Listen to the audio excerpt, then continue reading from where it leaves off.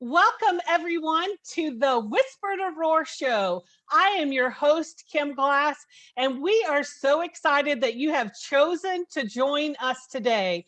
You know, our mission here is to help people take their business and voice from a whisper to roar. And how do we do that? Through networking, through building relationships, and sharing our story. I'm super excited today to get you introduced to some guests that I have made along my journey in networking. And, you know, whether I am speaking with millennials or a different generation or even the baby boomers, one thing that I have found is all of those generations have bumped up somewhere, sometime about networking and what is uncomfortable for them, and the feeling of feeling invisible. And so we're continuing our series today about how do we move from invisible to invincible when we're out there networking. So I'm super excited once again to invite you to the show. I hope that you will not only find resources, tools, and support, but also gain nuggets of information on your networking journey from the incredible special guests that we have share on this show. So today, without further ado, I want to get you introduced to this incredible group of special guests joining us. So our first guest is Lynda Sunshine West. Following her is Delores Garcia and Mary Elizabeth Jackson. Welcome all to the show. I am so excited that you are here. I know a little bit of backstory just from building relationships with you. And that's what I love about networking. You know, people can kind of get tripped up and they feel invisible when they make it all about themselves. And the more that we can spotlight who are we meeting without selling, and how are we building that relationship? I have found for my clients as well that that is one tip that can move them from feeling invincible. So without further ado, I want to introduce you once again to our special guests and let them share from their perspective about what is their story and what happened along their journey that made them feel invisible. So our first guest that's going to be joining us today is Lynda Sunshine West. And Lynda and I, just to give you a little bit of information, we met almost 5 years ago, I guess, at an event in Las Vegas. And we have both nurtured that relationships. And one of the things about networking is if you're not the glue and you're not the leader to continue building that relationship, people can get busy and drop off from, you know, we often call them ghosting, right? Oh my goodness, those people ghosted on me. Well, no, they didn't ghost on you. Someone is not the glue to hold that relationship together. It's one of the things that I have so appreciated since the time that I've met Lynda. You know, we have both had that give and take. Okay, girl, I see you out there on social media. What are you up to? How can I help you?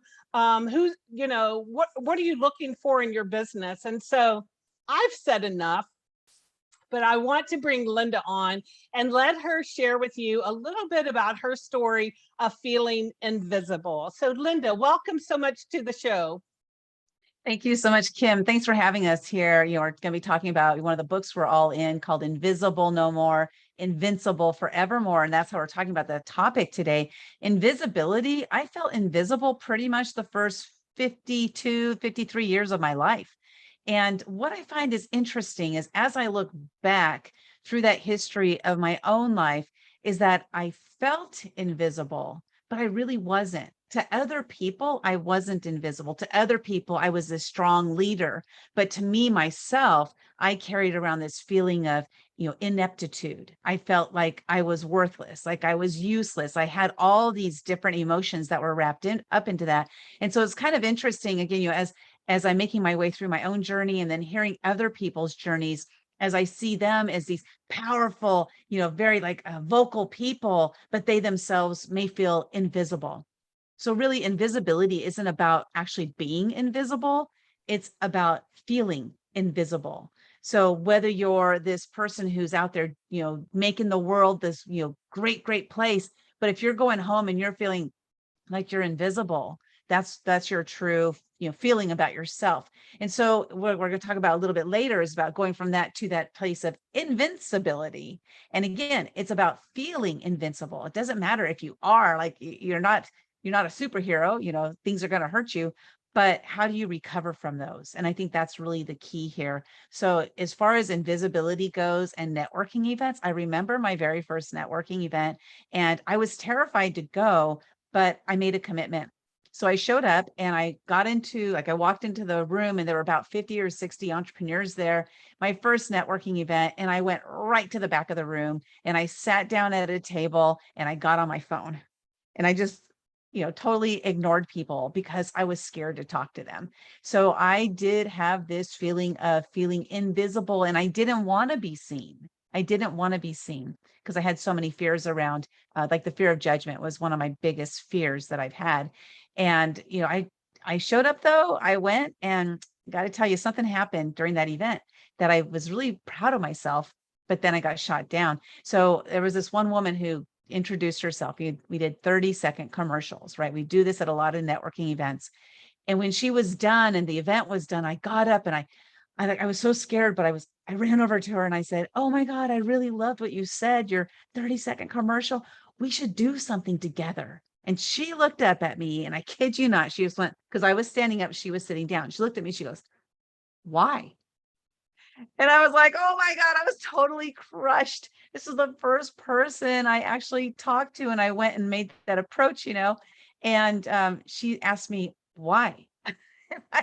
So anyway, it went uphill from there. And then now it's, I'm back on the other side, like where I now approach people and I'm not fearful of them anymore. But yeah, so invisibility, I could talk about it all day long, but we don't have time for that. So let's go on to back to Kym. I enjoy what you said, Lynda, because it is a feeling. I know you and I specifically have had a lot of conversations about fear and that feeling of fear.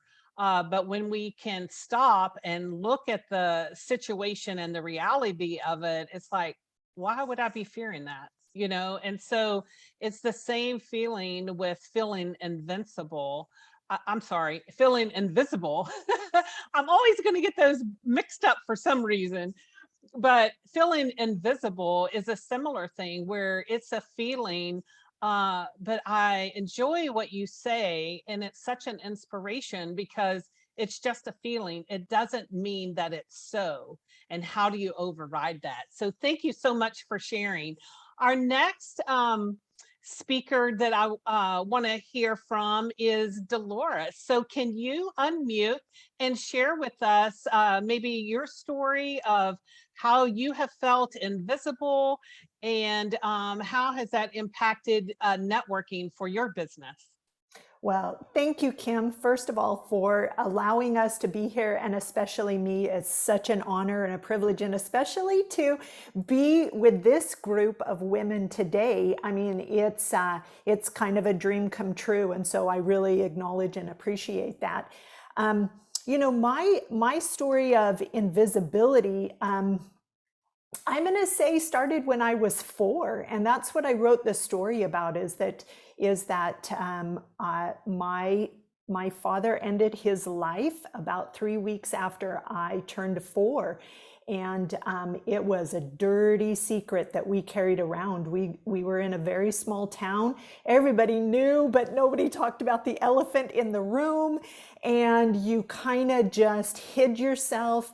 It was shame. It was a dirty secret. And, I was just a little girl. And isn't that what so much of our invisibility is about? I don't know, I'm making generalizations, but something happens to us and we hide.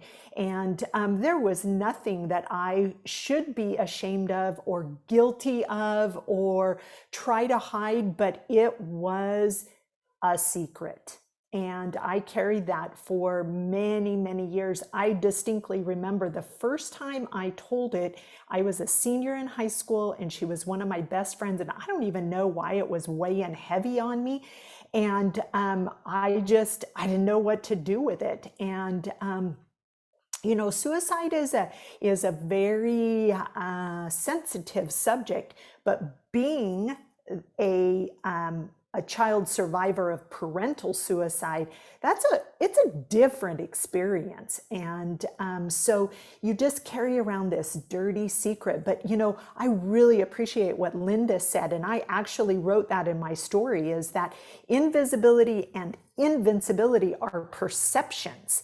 They are. I was a college professor and I still felt invisible. I'm lecturing to auditoriums of 200 students. They're listening to what I'm saying. They're taking notes on it.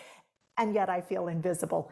And so interesting. What I determined was that as I came out of that depression and invisibility, is that my invincibility perception is based on me actually seeing myself. That I may not have been invisible to anybody else. I was invisible to myself. I was hiding from myself.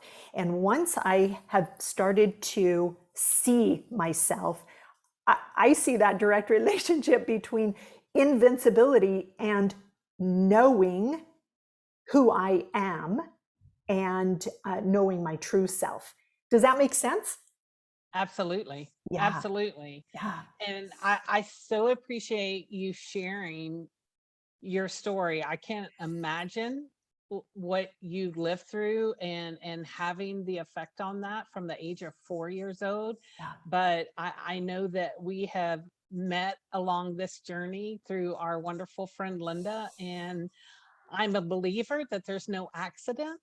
And I see you so powerful, shining your light. I've had the opportunity to be on another Zoom call with you, and you are such an inspiration. And I think I know where that comes from.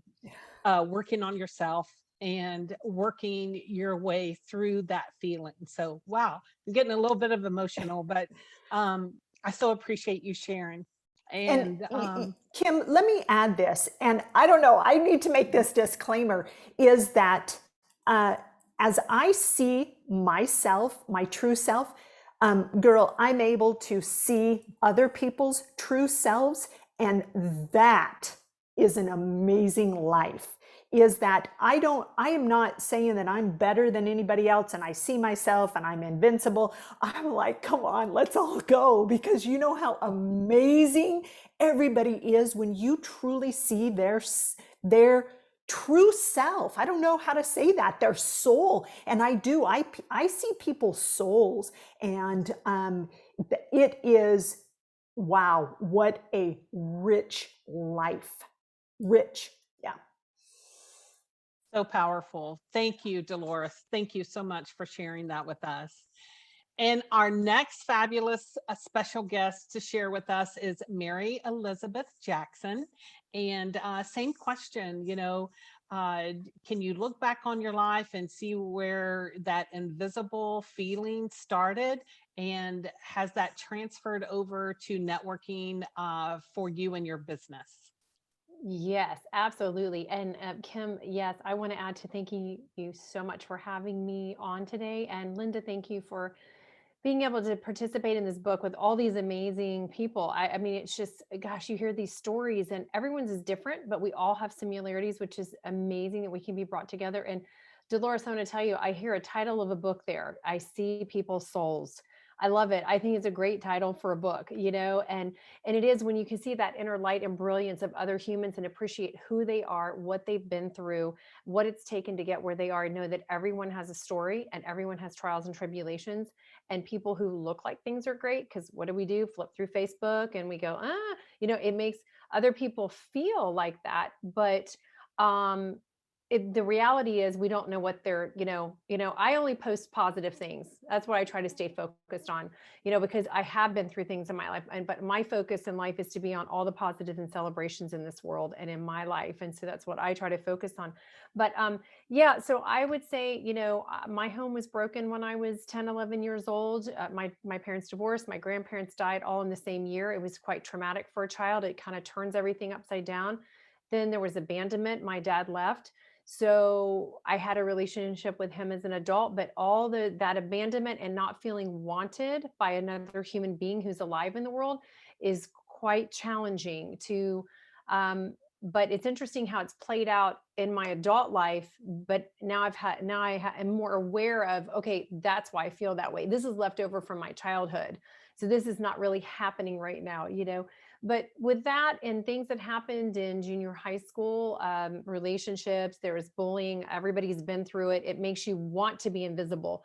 That's one of the things I wrote about in my chapter, with times I really wanted to be invisible in life, even though I felt that way, I still wanted to hide, because I didn't feel protected in life. I didn't feel safe.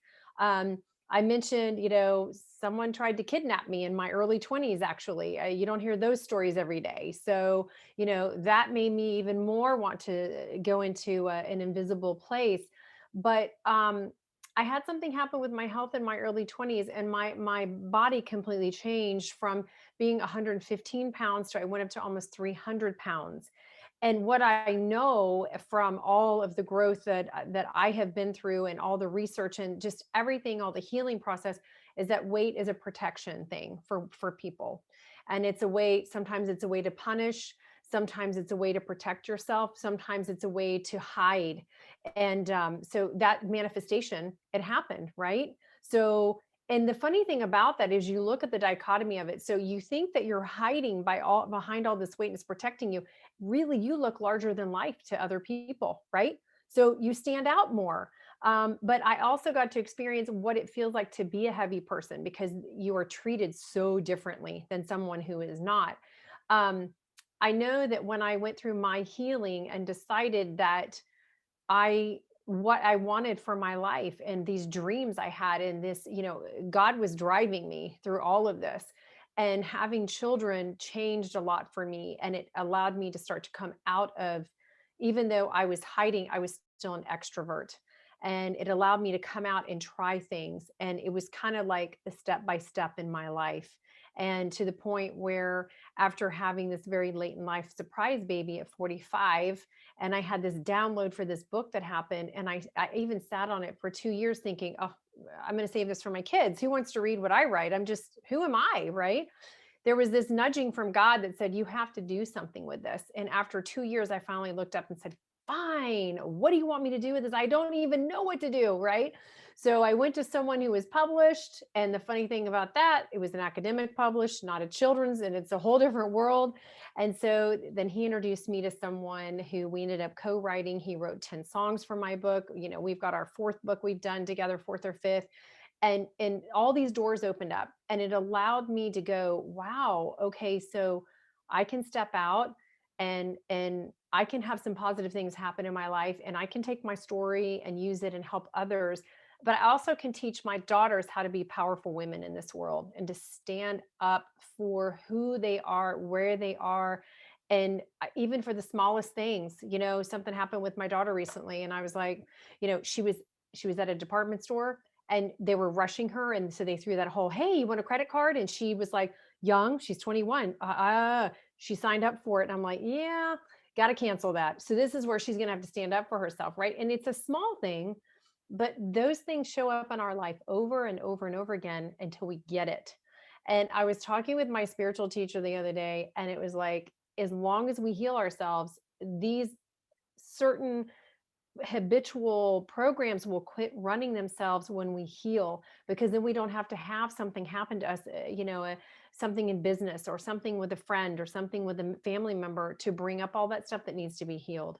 Once we finally heal it, and we can actually move past it, and then we can be more visible in our lives. But there's just been that inner drive to continue to move forward, to be an entrepreneur, to empower others, to empower children, to share this message. I'm an advocate for special needs and disabilities. All that is standing up for others. And it has creeped in and it's gone into all different kinds of areas in my life. So I've ended up advocating for things I never even dreamt of. But I also know as a woman, we have a voice that needs to be heard. So that's where I feel invincible now, where I didn't even know I had the power to before. That is so incredible. Thank you, Mary Elizabeth. I love so many things that you shared, but the healing process of that, oftentimes it's like, why are we, I talk a lot about generational patterns Yes. that have progressed from generation to generation. And oftentimes we don't even know that generation. So many, like, I didn't even know those people. Like, I didn't even know those family people. How am I programmed, to what the belief was that started? And so I I love and appreciate what you said about once you know, or once you realize what's happening, then you can begin the healing. And so I'm interested in Lynda, I'll start with you, but what was the light bulb moment for you when you thought, or what age or what incident happened where you thought, you know what, I'm not invisible. I may feel invisible, but I'm invincible. And what was the switch for you? I remember the exact day, actually. And at first we were talking about networking, and now we're moving into a different topic. So I just wanted to share. So my invisibility actually started when I was 5. And I'm finding a trend here, right? It's very young age for a lot of us. And at 5, I ran away and I was gone for an entire week. And so if you think about that, how strong did a child have to be to run away for a whole week? Well, I had this just, I didn't want to be there anymore. It's a very volatile, abusive, alcoholic environment. And I made a decision. I'm not going to live here anymore with these people. And I left. And a week later, my mom brought me home. But here's what happened is the bringing me home was part of it. But that whole week that I was gone, nobody came to get me. Nobody checked in on me to see if I was okay. Now, this is my perception as a 5-year-old. But in the reality, which I didn't know about, is that my mom did check in. My mom did know where I was. But my mom, from her perspective, was probably, and she's passed away, so I can't even ask her, but I'm assuming that my mom looked at it and said, she's exercising her freedom, and I'm going to let her do that. So my mom was letting me be this free spirit. But in the meantime, like, they don't care about me. They don't want me around. They didn't even come to see me, or anything like that. But after a week, so my mom decided that I had been gone long enough, and she called the neighbor. I just went to the neighbor's house, but I was gone forever as far as I was concerned. She called the neighbor and said, it's time to send her back home. So when I came back home, that fear that I had had for the first 5 years, and then I took my stand and like, I'm out of here. I'm not going to put up with this. And then I came home back into that fearful situation. And that was when I really shut down. And that was like, again, myself from my own perspective inside, I shut down. Outwardly, I wasn't shut down, but I walked around feeling shut down, shut out, and kids are better seen than heard. You're stupid, you're ignorant, all these different things that I heard and that I carried around with me for all those decades to come. So that's actually part of the reason this book was written. It's my story. I felt invisible for so many years, and now I feel invincible. And I knew that there were other women out there that also had a story to share like that. So my moment that I moved into this invincibility, at age 51, I hired a life coach and worked with her on a weekly basis. And she helped me to open up my mind, my heart, my soul, to see who I really am. Like Delores was talking about that, right? To see who I really am.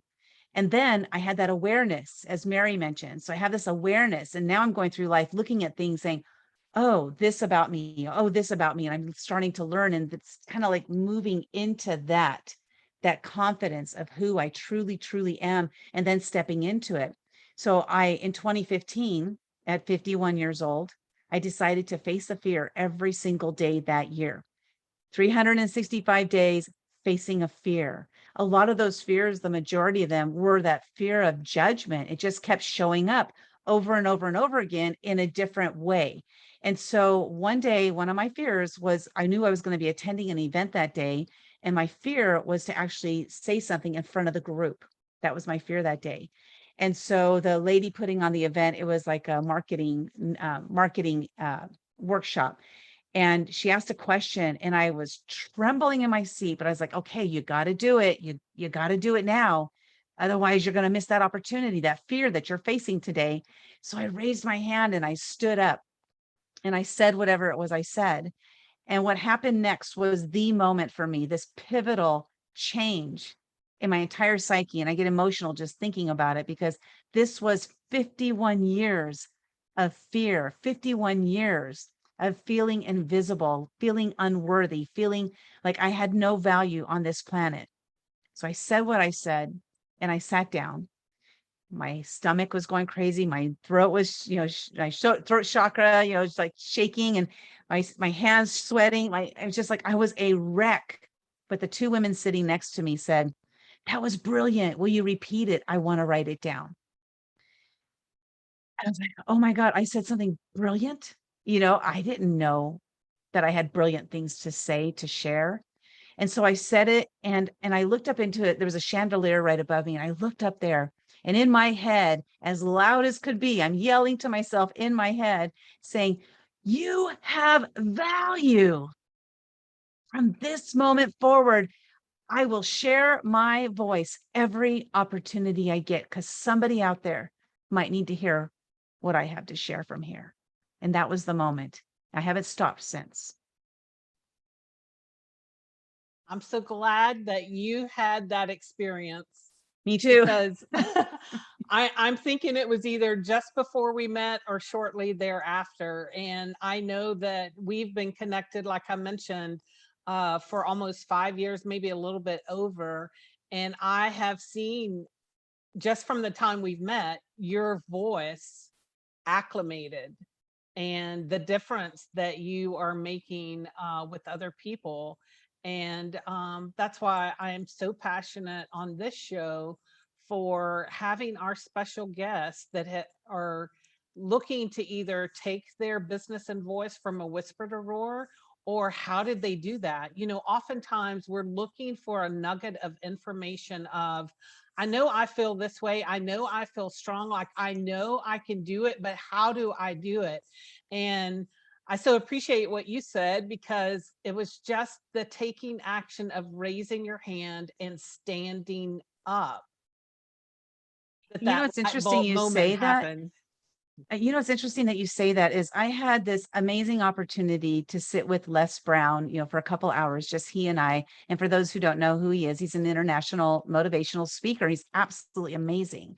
And as I was sitting with him and he was asking me questions about my life and, he was taking all these notes. And at the end of it, he just stared at me and he said, here's what it is you help women to raise their hand. You give them that permission to just raise their hand because that's all it takes. And I was like, what? That's so amazing when you find out that that's really like all I need to do is to help them to raise their hand. It's so incredible. So powerful. And I would say that that's probably maybe one of your next books. Just raise your hand. Raise your hand. I'm going to write it down right now. I love it. Nobody steal that. I'm taking it. Thank you. Thank you, Lynda, for sharing that. And Delores, how about you? I know that you mentioned a little bit earlier that you started sharing what had happened in your family when you were in high school. I'm just curious, did that start the light bulb moment for you of I'm switching from invisible and I'm going to be invincible? Share with us from your perspective, what happened or maybe what age you were when you had that light bulb moment. Yeah, I'm a late bloomer, just like Lynda, is that I'm going to say that really fundamentally I diagnosed myself just in hindsight of about the age of 15 till about the age of 50. It was a daily struggle with depression. And I would literally wake up in the morning and just do a little check-in. How dark do you feel today? How heavy are you? And I remember laying in bed when I was a teenager, and I could look up that way and see the bathroom window, and it just had a little curtain on it. It was just an upper window. And I would, if it was a gray day, I would be like, oh, it's going to be a bad day today. If it was blue sky, I'd be like, well, there's hope. And so I was, it was really everything came around either trying to make myself feel better or not feeling better and knowing that I didn't feel good, and meaning that just the depression. So I was really the walking dead. I was highly functioning.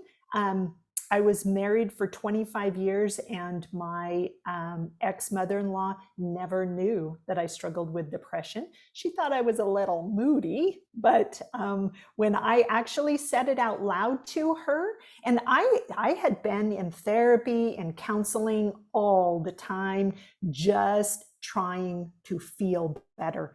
And that's kind of, oh, that sounds so sad and so heavy, but I acknowledge myself for not giving up.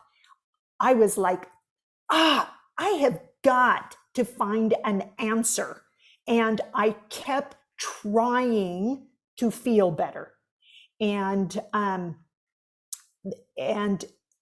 probably when I was about, I don't know, like 50-ish, I was not rehired at the university. I had taught there for 20 years. I was an adjunct professor, so there was not a tenureship, there was not job security, but I had worked there for 20 years. It felt pretty secure. And then they started cutting adjunct faculty positions. So I was like, well, I'm out of a job. I'm going to cure this depression. I'm going to do whatever it takes. And ladies, I am telling you, I was ready to do electric shock therapy. I was like, let's do something. I am really tired of this. For 35 years, struggling with this all the time. And I had a very dear mentor he happened to be my chiropractor. And he was significantly younger than me, but so wise. And I said, how do I make myself happy? And I said, do you really believe that I could cure this depression? Because he and I would have these very intense conversations as he's cracking my neck, And he goes, Delores, you don't make yourself happy. You are happy. And I'm like, that doesn't help me. Like, I don't know how to be happy. And so I'm going to say that when I finally did find a therapist who practiced the modality EMDR, have you heard of that? Eye movement, desensitization, and reprocessing. And so it is using both hemispheres, balancing the hemispheres of the brain, and blah, blah, blah. There's a whole bunch of neuroscience to that. She finally cracked the code of my depression. And she goes, Delores, you're not really depressed. And I'm like, oh no, really, I am depressed. Like, it's a struggle every day to get out of bed. And some days it's just get your kids to school and then go back and get in bed. And she goes, no, really what you suffer from is extreme low self-esteem. And I was like, oh yeah, well, there's that. Like, yeah, so what? I hate myself. Like, so what? Whatever. But depression is the real problem. And so, but isn't that what I just said about invisibility? Is that I loathed my existence. I could not even see myself. And when I was coming out of it and really working on the self-transformation, I actually had to ask in a meditation if I personally had a soul. I wasn't so convinced. I really thought I was just extra parts from the cosmos, They threw me together, and I really had no spirit. I had no soul, because that's where your true value is. And I think that was my turning moment, Kym, is that when it was actually verified undeniably that Delores has a soul and that there is some value there. I'd say that was it. Yeah. Wow, so powerful, so powerful. And it takes me back to your comment that you made earlier of healing, healing yourself. And sometimes it's a light bulb moment that we can really go back to. But I know even for myself, I got little whispers along the way that just gave me enough to work to the next thing, to work to the next thing. And although our stories are very different, I did reach that point where enough was enough. Like, I'm over it. And I think sometimes that's where we have to get to, be over it and do something different and reprogram our thinking of whatever it takes to do it. Like, I'm all in, whether it's peeling the onion because of other people's gunk that has attached itself to you, or like you mentioned, like, kudos to you for you deserve to go through that process to be the person that you are today. So I thank you so much for sharing that. It's so powerful when I can only imagine how you felt, and then to see you flourishing and being a light to your clients and in your business. Truly remarkable, because we could all sit through life and play the blame game, and I'm sure we could all look at some of our connections, or maybe they're even family people, and we think, you know what? They think everybody else is the problem. But when you really want the rubber to meet the road, you start healing and you start working on yourself. And I so appreciate what you said, because that, to me, is where our power comes from.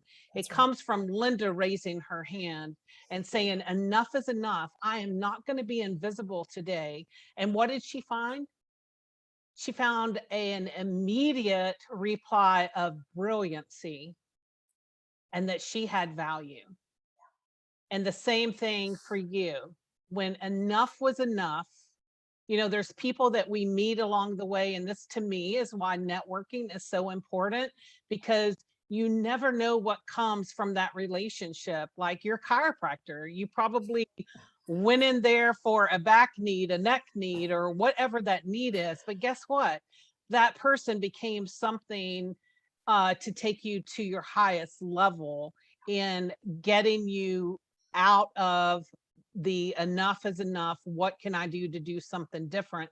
And to reprogram our brain to the new place where we're wanting to go. And so, wow, just so many nuggets of information today. And I so appreciate everyone being so open and sharing, because, I often say what we've been through it's really just our message. And the overcoming of it is how we help other people on our journey. So thank you so much for sharing. And then Mary Elizabeth, if you could share with us, what was your path like? Was it little whispers along the way, or was there a big lightning bolt or a light bulb that happened? And can you take us back to that time and share with us? Sure. Mine was like yours, Kym, those little nudges along the way. And I want to say that, Lynda, I'm sitting here in awe thinking of what you brought together through this particular book. The vulnerability of women, that we are, like Delores, sharing this incredibly deep story. How lucky are we to hear her story, to share this moment with her? So transparent, so sacred.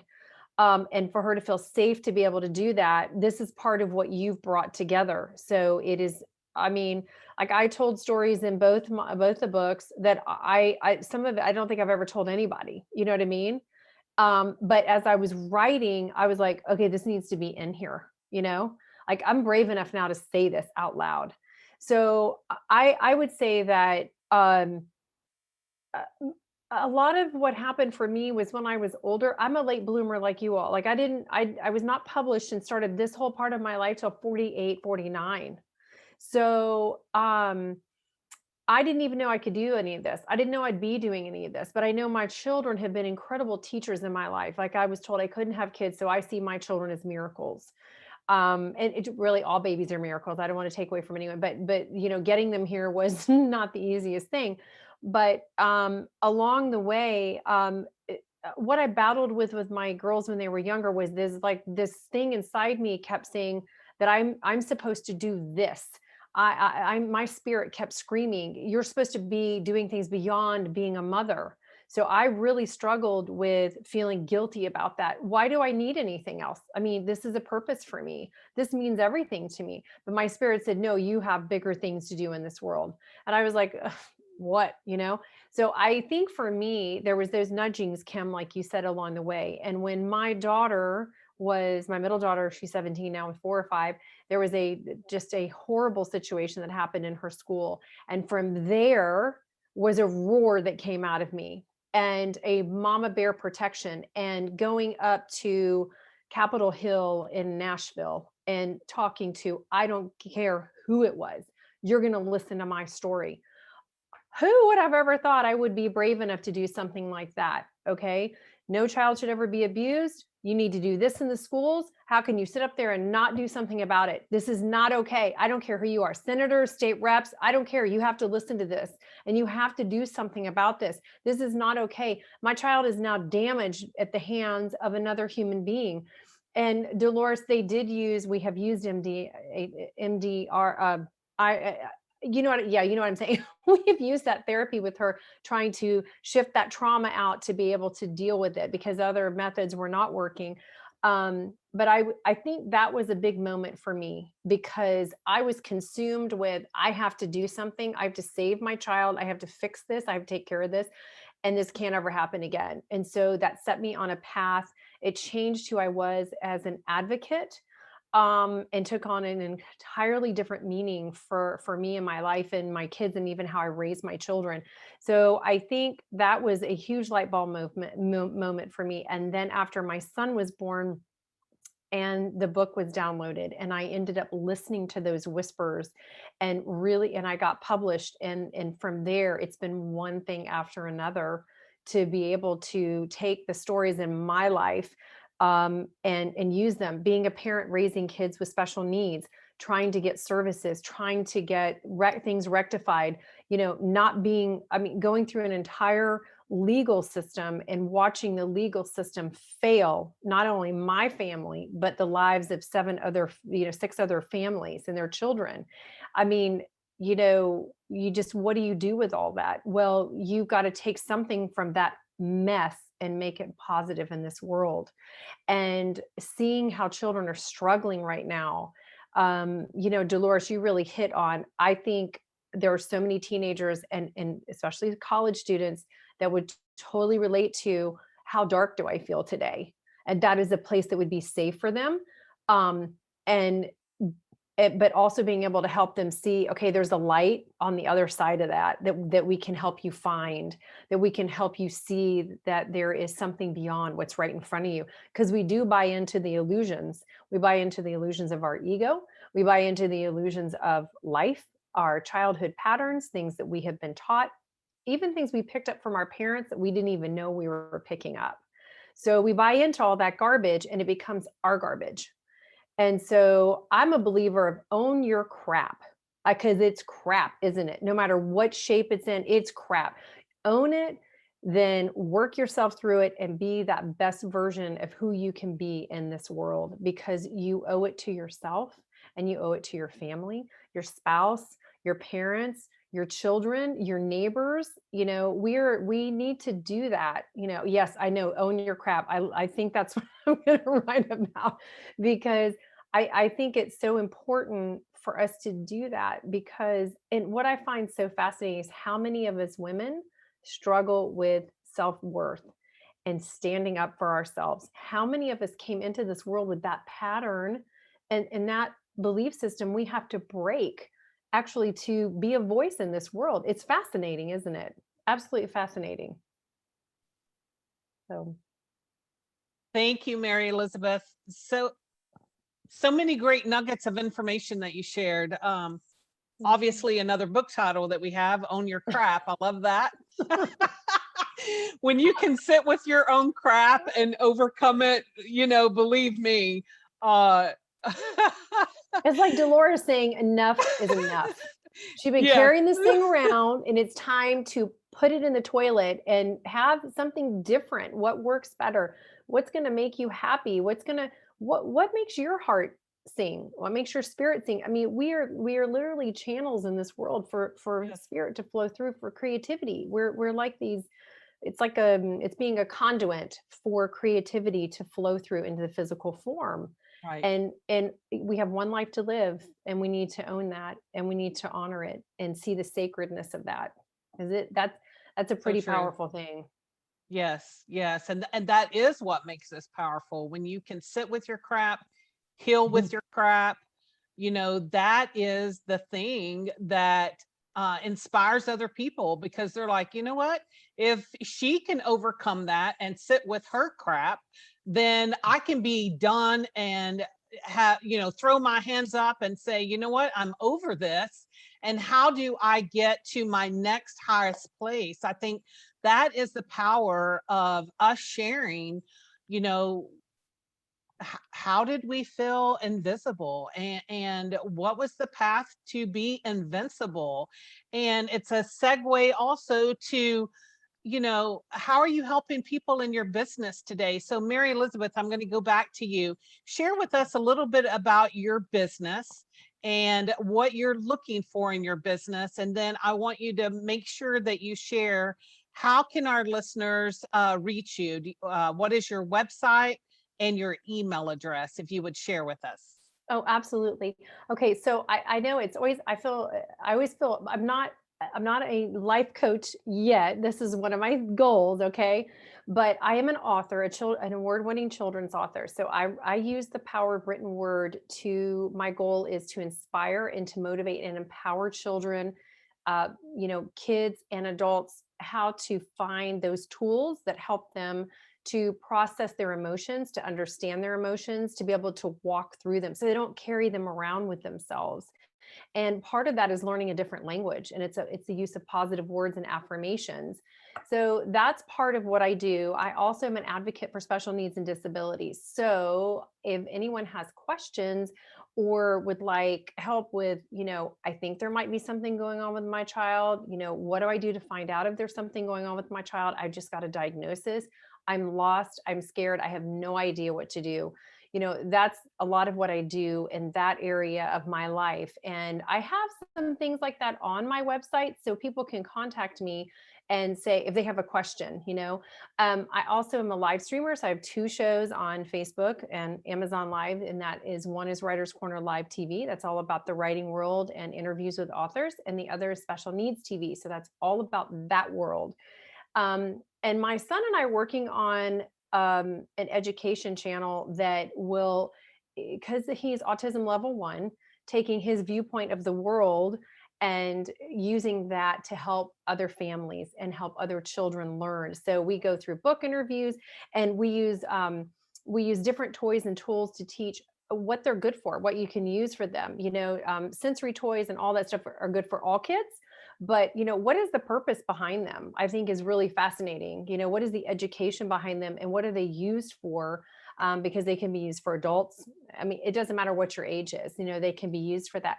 So my website is www.maryejackson.com. So it's my name. And then my email is mary@maryejackson.com. So you can find me there and leave me a message. You can message me on Facebook. I love to hear from people that maybe they have a challenge, they're looking for a solution with this. I like to use writing to help people get everything out of here and on paper, because as we know, paper does not judge.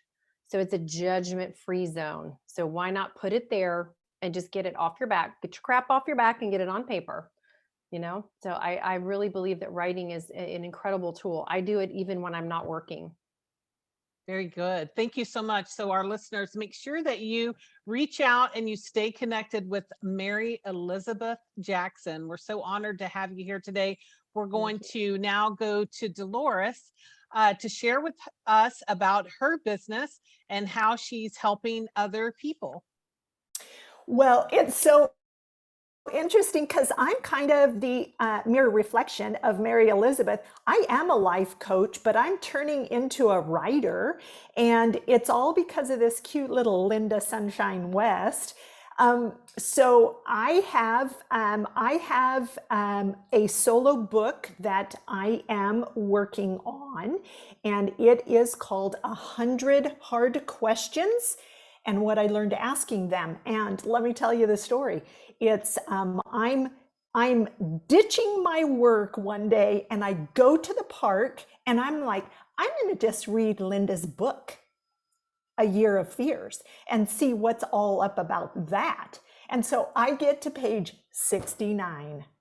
And it says, and Lynda, I can't quote this, but it'll do it justice, is that what's the big deal about asking questions? Maybe you're going to look dumb, but that's okay. But because she says, I'm willing to look dumb to get smarter in the end. And I was like, oh my gosh, that's my biggest fear, is asking. No, my biggest fear was looking dumb. I'm not gonna put myself out there. And so maybe it does fall under that umbrella of fear of judgment and stuff, but to look dumb, I'm an academics person, okay? I don't look dumb. And so I started on that route, and I am pretty close to the end of 100 questions, and I'm ready to put that book forward. Mary Elizabeth, I wrote a child's book for my daughter's 18th birthday, and it sits in the archive between her and I don't know what to do with it. And so you and I are going to have a little conversation. Yes, we are. And and I want it all under her name. I wrote it, but I wrote it for her. She inspired it. She is my goddess. And so I absolutely acknowledge the beauty of networking, is that here I'm like, oh my gosh, my life just got 100 degrees richer because of meeting you three women and being in this little webinar together. How amazing is that? So my business, I am a deep mindset coach. 95% of our thoughts that we function on are at the subconscious level. That means they've been playing over and over and over. We don't need to get them in a conscious plane because they're automatic. And so being a deep mindset coach is that I use neuroscience and neuroplasticity to be able to access those and to reprogram them. EMDR does that in a therapeutic setting. I do it on the street. I do it real quick, real easy, dissolve those programming so that people who have, when we have goals and we're blocked, it's because there's some kind of stuff. We've been calling it crap. How about, ladies, how about we call it fertilizer? Okay? That's what fertilizer is. It is crap, but it is the stimulant of growth. And we need that fertilizer in our life so that we can up level and we can progress and we evolve and expand. And so my website is my name also, Delores Garcia coaching.now.site. And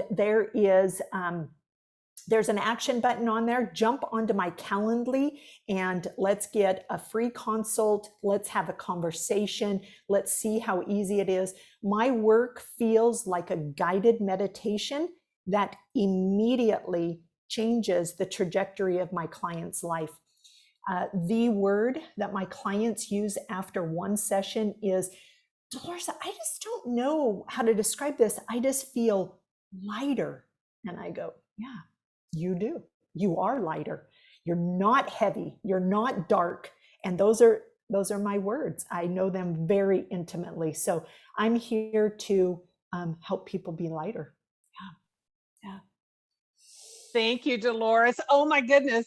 This has been an incredible show, and it's not even over yet, but don't you love that title? Fertilize Your Crap. I mean, what another book title that has come out of our conversation today. Like, so many, raw, authentic, vulnerable moments. And I will tell you, I have felt every emotion possible through our time together today. And so I so appreciate you sharing that, Delores. And now we're going to segue into Lynda Sunshine West. We've been talking about invisible, and how do you switch from being invisible to invincible?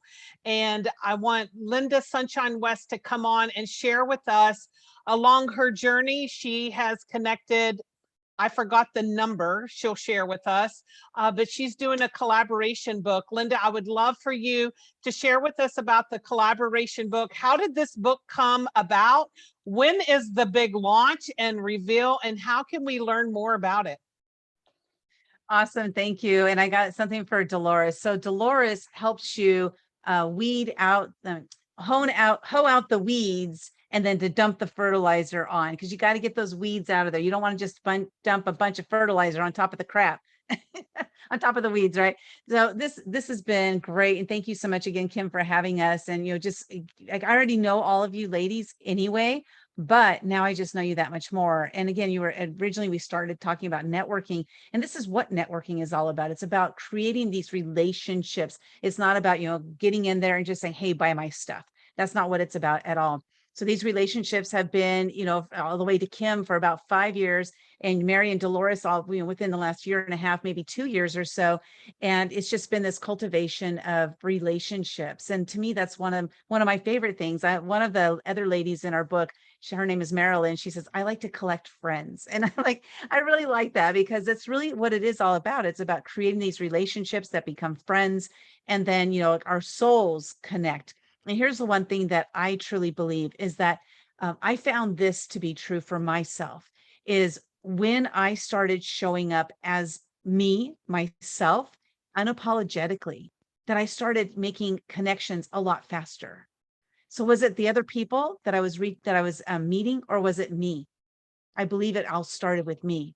So it was me believing in myself, showing up as who I am, stepping into that invincibility, stepping into that confidence, that leader that I am, that pioneer that I am. And these words that I'm saying right now, that fearless leader, these words that I'm saying right now are actually words that other people gave me.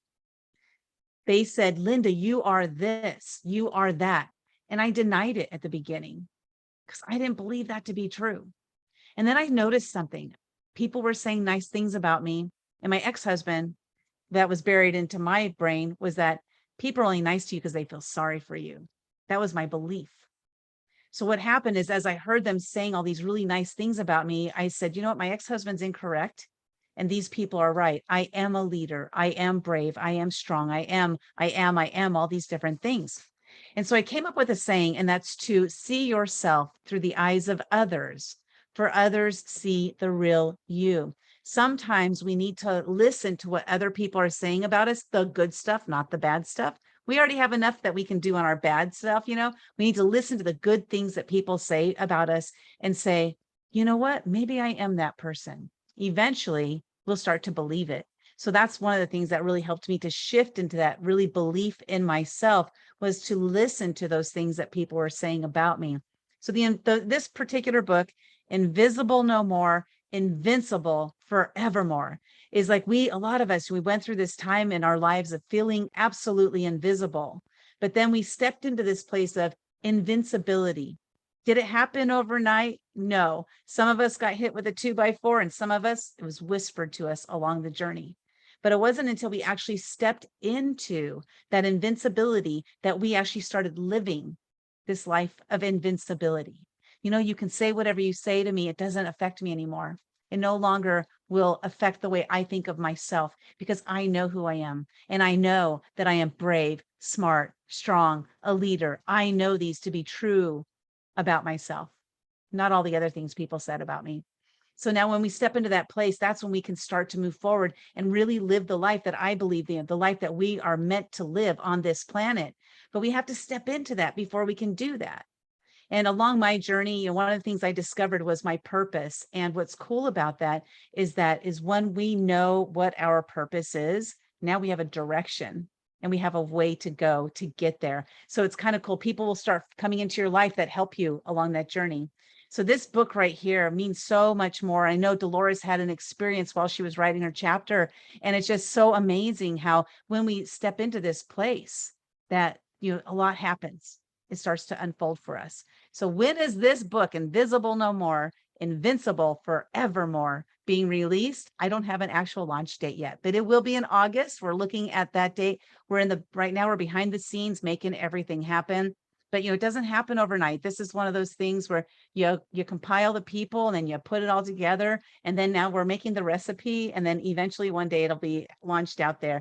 But it will be in August, and Kym will be one of the first to know the date of the release. And then she'll, of course, everybody's going to reach out to their networks to let them know what's going on and when we're releasing it. But these stories, ladies and gentlemen, these stories are absolutely incredible. Right now, you heard, 3 of us. You didn't even hear Kym's story. She's in the book. You didn't even hear her story yet, from Whisper to Roar, big time. So it's really awesome bringing together these women telling their stories. And as I'm sitting here listening to you today, I'm thinking, should I do a volume 2?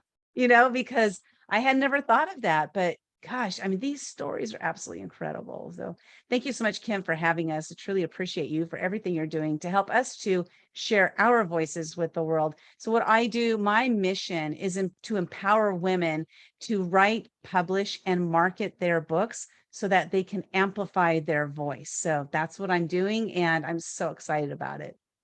Oh, you can find me. Where can you find me? womenactiontakers.com. And then you can email me at Lynda, which is Lynda at womenactiontakers.com. I'm everywhere as Lynda Sunshine West. You guys will find me there. Thank you so much, Lynda. Wow, so many nuggets of information today. And I love how you're talking about, these things come together once you gain clarity on what that thing is. And you talked about the vision of your business and how people show up, that maybe oftentimes there's no way those people could have been in your business plan, right? So by taking action, things start moving in your favor to line up toward your vision and your mission. And it also taps into the power of networking. If we have all this knowledge to ourselves and we don't share it with someone else, then why would we go through those things just to keep it to ourselves? But by sharing our heart and our message, then we can shine our light to help inspire and motivate other people along their journey. And that's what I love about so many of these shows that I've been doing to highlight people I've met along my journey is, the circle can always be expanded. We just reach out and we expand it, because I know that the people that I've met along my journey that I have on the show, they have that same philosophy. Like, there is room for everyone. We support you and what your mission is about, and how can we help you. And that is the power of building a true, genuine relationship when you're out there networking, is how can I help you? What is your business? What are you looking for? What are you looking to purchase? And if we keep that focus on who we're meeting on our networking journey, it does open up other possibilities, not only for that person, but it always comes back to us as well. So I thank you so much, Lynda, Delores, Mary Elizabeth, for being on our show today. I'm just in awe of the community just today with the 4 of us, of what has been shared. what is so vulnerable, what is so sacred to you in your life, in your business, and how you're helping other people. And I'm so honored that you chose to show up today. You know, in networking, they say 85% of your success is showing up. And I feel that same thing from every one of you today for sharing your message and how you went from invisible to invincible. And I know we're all going to stay connected. I'm so excited to continue to watch your journey. I will be the one out there also, along with Lynda, champion this book when it comes out. I think it's a powerful topic that all of us can learn something from. And that is the power of networking and also sharing. If you can get one nugget of information from a book, if you can get one nugget of information from a show that can move you and your business forward, then that is a success that you can continuously build upon. So I thank you all for joining us today. Again, an incredible conversation that went from so vulnerable to oh so fun and all the emotions in between. It's been a wonderful time sharing this hour with you, and we are looking forward to seeing you on our next show to help you take your business and voice from a whisper to roar. Again, my name is Kym Glass. My website is Kym, and I spell mine like Lynda with a Y. It's kymglass.com. I'd so love to connect with you, learn more about your business. What are you looking for? Who is your best idea client? And let me help you find out where those people are hiding out to help you and your business. So thank you all again for joining us today. We look so forward to seeing you on our next show with another set of special guests joining us. You guys have a great week, and we will talk here soon. Thank you.